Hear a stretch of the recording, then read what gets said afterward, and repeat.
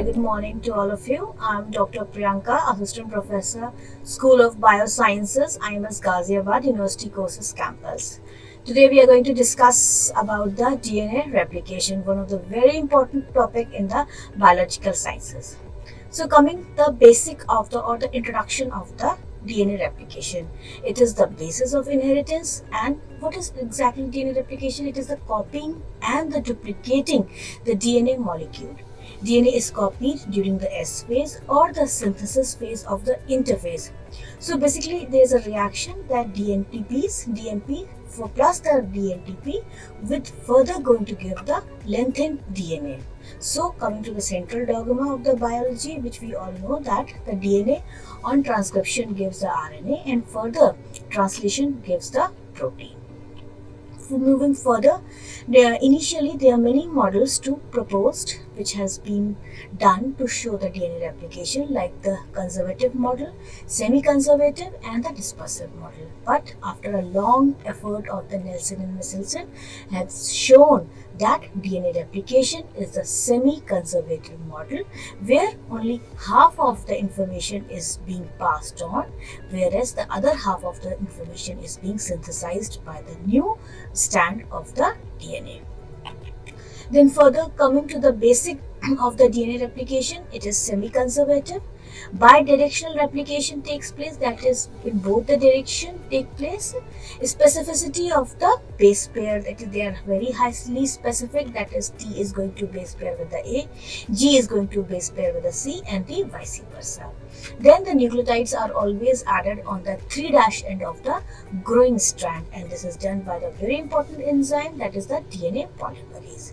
When the strands are being synthesized, a Y-shaped replication fork is being formed. Then here are the few important components of the DNA replication, like the different enzymes like DNA polymerase 1, DNA polymerase 2, DNA polymerase 3. Then there are helicases which are responsible for opening of the DNA duplex. Then there are ligases which seal the gap between the Okazaki fragment to create a continuous DNA strand. Then we have the primase, which is nothing but the RNA primers which help to start the DNA replication.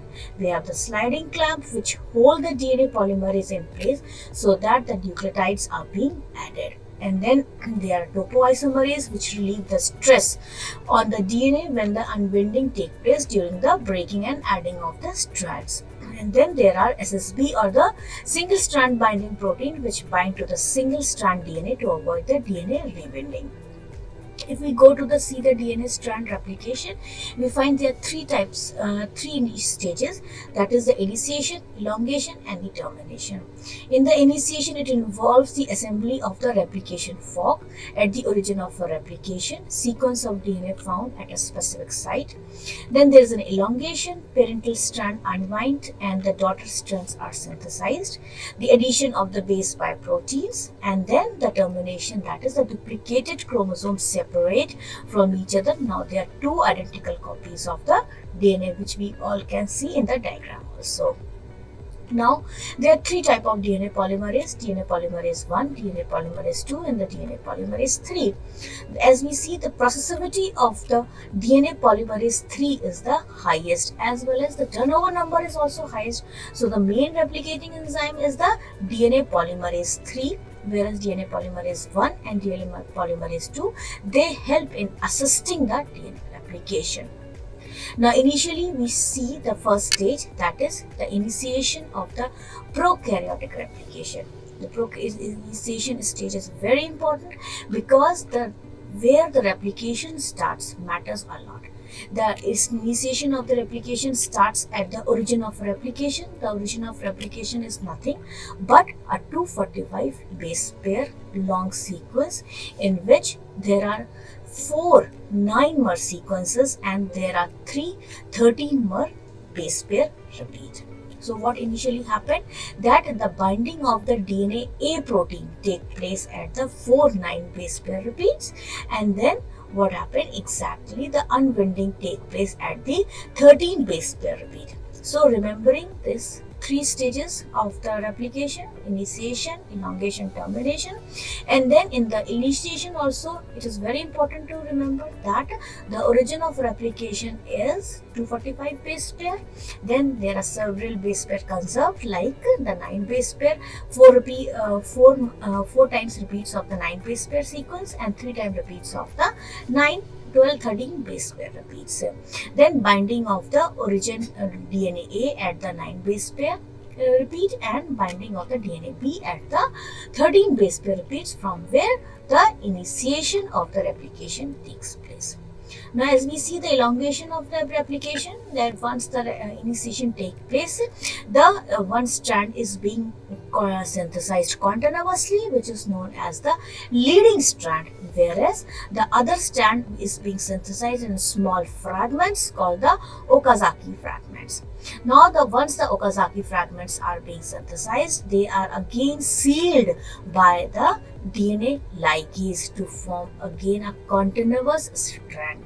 So we can say that one strand is continuous, whereas the other synthesis of the other strand is non-continuous or the discontinuous. And there also the origin of replication is also bidirectional. So this is the elongation of the prokaryotic replication.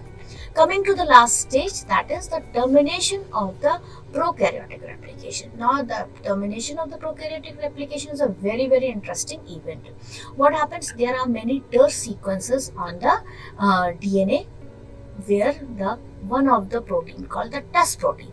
If the TUS protein comes and binds with the terse sequences, what happens? The DNA polymerase stalls or the halt itself at that point, and that marks the end of the prokaryotic replication.